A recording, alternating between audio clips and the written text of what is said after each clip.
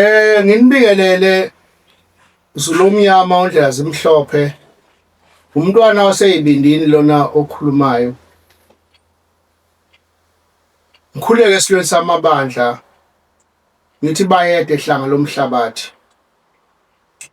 Angiqale nje ngokuxolisa nabesilo kuba ngingaphumeleli emkhehlweni nasemgcagcweni wesilo samabandla. Angiphilile nabendlovu phethwe amehlo. Lokho angiqala ngosuku loluyana lomhla ka-29 lesikhathi sisesibayeni ngembizo. Ngafika nje ekhaya ngalelo langa sengishayelelwa. Ngibikele-ke imbube ukuthi ngisaphuma ngisayozelapha. Yanginika-ke iy'busiso. Lokhu nabendlovu nesesonke ngithi angikusho ngoba ngiyazi ukuthi abantu bayathanda ukwenza iy'phetho baphethe ngendlela yabo abacabanga ngayo bese bethi hayi kuwukuthi ngoba kuwukuthi beyicabangela bona. Kukhona-ke kumele sikuxoxe nina bohlanga njengendlunkulu okungahambanga kahle phakathi kwethu sisodwa nokwadala ukuthi abantwana abanye nendlunkulu igcine inokudideka. Lokho kudideka-ke kokungaphumeleli emgcagcweni. Ngiyazi futhi lokho kudideka ukuthi kwagcina kuphumele nasesizweni kangangokuthi isizwe sengonyama ebesikhona lapha emgcagcweni uma ubheka asingangasisizwe esifanele ukuthi ngabe besikhona. Akhona amaphutha abekhona engibona ukuthi sizowalungisa. Mhlambe nje-ke singabonga kakhulu esilweni samabandla ngokuthatha isinyathelo esikhulu kangaka sokuba singenise indlunkulu esigodlweni. Kudala abantu abadala endlunkulu mhlambe bekhala ngokuthi ngonyama isigcawu siyoba khona nini. Siyajabula ukuthi sesibe khona isigcawu senzeka. Sibona ngathi kufeziwe. Sathemba ukuthi seyiqalile lezi igcawu.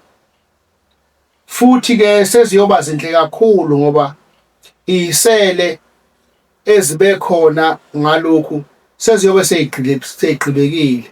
Sibonge komdolomba ngoba kusho nokuthi uma indlunkulu umdolomba isiphambili nabanye ondlunkulu abazongena esigodlweni sesekuyohloba kakhulu ngoba yena usephambili uzobavulela indlela. Sithi nje siyabonga komdolomba sithokuhle kodwa sithokoze kubantwana basendlunkulu bebehamba phambili kusukela nje beyokhonga bendlovu kuze kufike kuvuthondaba.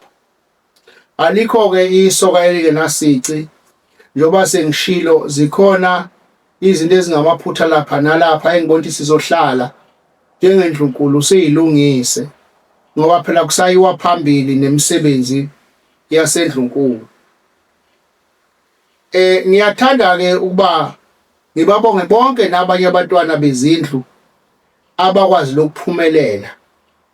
Kodwa ngoba ngumuntu wamaqiniso ngiyathanda nabesilo ukuba ngibonge kakhulu abantwana bakwaminya ngoba kuyiqiniso ukuthi ubukhona babo bephelele ukusingatha imbube ikhona okwenze ukuba lo mcimbi ube nesithunzi esipheleleyo ngesikhathi mhlawumbe abanye abantwana bengekho. Abantwana-ke bakwaminya kudala baqala ukusekela imbube. Bayiqala ukuyisekela ngesikhathi esasinzima kakhulu imbube ilahlwe ngabakwabo. Namhlanje naka abantwana ngibonile ukuthi bebephelele besekela imbube. Engibonayo ukuthi-ke mhlambe akukho bebengakwenza besilo bebenza umsebenzi wabo ngoba siyazi sonke ukuthi umntwana undabuko welamane emhlane nenkosana umsimude. Ngakho kangazi ukuthi mhlawumbe abendlovu babe ngathi mabeke ingonyama kulesi simo esinjena bebengathi bayekela bani. Ngikusho lokhu ke ngazi kahle ukuthi akubona bonke abantwana ikakhulukazi basosuthu abame intabeni, bakhona abantwana osuthu abeseka ingonyama ngokupheleleyo. Kodwa nje kunalesi simo esibadidile esenzekile nengisho ukuthi size saphumela nasesizweni ngoba sibonile ukuthi bakhona nasesizweni abangabikho, kodwa izinto lezi engingathanda ukuba ngixoxe ngazo la esiyozixoxa thina sodwa eNdlunkulu. Ngithokoza kakhulukazi nakweNdlunkulu yakwaLinda uZulu nabantwana bonke abangamazinyane esile sibozile alokhu besekele njalo imbube esesihlalweni. Sengikushilo konke okuqondene nekhaya nabesilo ngaba ngenza ubulungiswa uma ngingangeni kulesi sihloko esibi kakhulu esingehlanga kahle esiqondene nabakhwanazi. Mhlawumbe ke nabendlovu angiqale ngidlalela inkulumo yami ngokuthi kwaZulu ingonyama ingubaba wesizwe sonke, izwe nabantu abangamaZulu bangabesilo ngokosiko nangokwesintu sethu. Kuyenzeka kuba bekhaya akhulume esikuthandayo, mhlawumbe futhi akhulume okungehli kahle esingakuthandi. Uma ubaba ekhaya esho into esingayinambithisi kahle, angiboni ukuthi kubuhlakani ukubuyisa inhlonze nokuthuka uyihlo ekhaya. Ngiqondeke lapha abakhwanazi ukuthi isenzo sokujamelana nengonyama ngezinkulumo ezilumelayo ezinkundleni zokuxhumana njengoba sizizwe akuyisho inhlonipho esihlalweni. Empeleni simona ukuqonda ukuthi isihlalo lesi okuhlezi kuso indlula mithi kuseyiso isihlalo selembe leqamanya amalembe ngokukhalipha. Kuseyiso futhi isihlalo somvemvane olubabalaza ibhadu engithe ngiyalithinta lahwaqabala. Kuseyiso futhi isihlalo senkayishana kaMezi ephuza umlazi angamefa. Kanti kuseyiso futhi isihlalo esikaMsimude ovele ngesiliwa phathi kwamangisi namaqhadasi, okuyena uMsimude owathatha udade wabo uNtikili wayogana wayodlumuza laphayana kwaMkhanasi. So abakhwanazi uma kuthiwa abantwana bakwaMkhwanazi lokho bakusho ngoba inkosazana kaSenza ngakhona yadla umuzi kwaMkhwanazi, kanti nawo umuzi wakwaMathiya wakwaNomathiya lapho kwazalwa khona inkosi uMtubatuba wakhiwa ingonyama uMpande. Kuningi thina abakhwanazi esikwaziyo ngelesi sihlalo sakwaMkhwanazi esingeke futhi sathanda ukuthi singene sixoxe ngakho ngoba kuyobe kusho ukuthi sixova okwesibili. Asikwazi ukusina ngamaphutha. Esikubongayo ukuthi abakhwanazi sebefike ekutheni nabo baqoqe kahle balungise isimo sesihlalo. Thina ngeke sikwazi ukungena ezintweni zabakhwanazi.